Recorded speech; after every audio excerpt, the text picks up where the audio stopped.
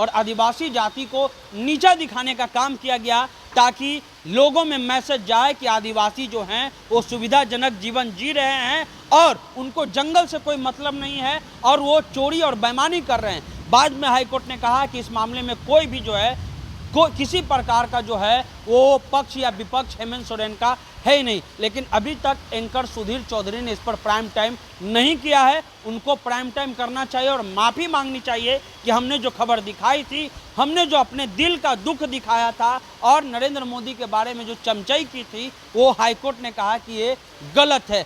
आज तक के आदरणीय एंकर सुधीर चौधरी ने जब हेमंत सोरेन जेल गए थे तो उनके बारे में कहा गया था कि ये जो आदिवासी लोग हैं पहले जंगल में रहा करते थे, अब चार्टर्ड प्लेन से घूम रहे हैं। पूरा लाइन हम आपको सुनाना चाहते हैं कि हेमंत सोरेन को चार्टर्ड प्लेन और सुविधा युक्त जिंदगी की आदत हो गई है। सीएम पद जाने के बाद हालात बदल जाएंगे और वो फिर से वापस जो है वो जंगल में चले जाएंगे। ये हेमंत सोरेन चुने हुए मुख्यमंत्री के लिए आज तक एक एंकर ने कहा था और बाद में उसने माफ़ी भी मांगी। लेकिन बड़ा सवाल ये है कि जातीय दम वाले एंकर ने ऐसा बात क्यों कहा। ये इसलिए कहा क्योंकि उन पर जमीन घोटाला का मामला चल रहा था और अब high court Ranchi high court ने जो है झारखंड हाई कोर्ट ने एक बड़ा फैसला देते हुए कहा है, हाई कोर्ट ने बड़ा फैसला देते हुए कहा है, जो लाइन है वो आपको सुननी चाहिए।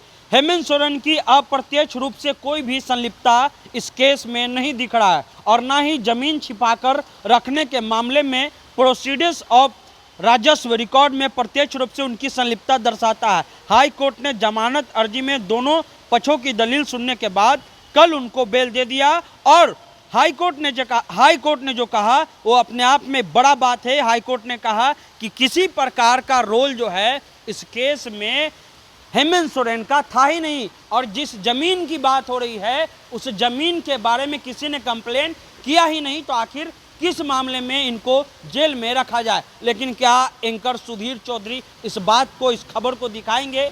वो जो बात उन्होंने कही कि आदिवासी को जंगल में रहना चाहिए और आदिवासी अब चार्टर्ड प्लेन से घूम रहा है, तो आदिवासी आखिर इतना सुविधाजनक हो गया है, इसलिए अब हेमंत सोरेन जेल जाएंगे तो उनको ये आदिवासी वाला दिन फिर से याद आएगा और फिर से वो जंगल में जाएंगे। उसके बाद भारी बवाल हुआ था। लेकिन सवाल ये है कि आज तक के एंकर सुधीर चौधरी ने किस आधार पर हेमंत सोरेन पर यह बात कहा था। आज हाई कोर्ट ने कहा कि कोई आधार नहीं है इस केस का और हम हेमंत सोरेन को बेल दे रहे हैं। लेकिन एंकर सुधीर चौधरी ने एक भी प्राइम टाइम इस पर नहीं किया। हम इसलिए खबर कर रहे हैं क्योंकि नरेंद्र मोदी के बारे में आरोप लगा कि झारखंड में लोकसभा चुनाव था, हेमंत सोरेन अगर बाहर रहते तो शायद भाजपा को उतना सीट नहीं मिलता जितना वो इस बार जीत गए हैं। और इसलिए उन्होंने अपने लोगों को, जो एक तरह से जिन पर आरोप लगता है कि नरेंद्र मोदी के चमचाई में वो न्यूज़ बनाते हैं, खास करके ये बनाया गया और आदिवासी जाति को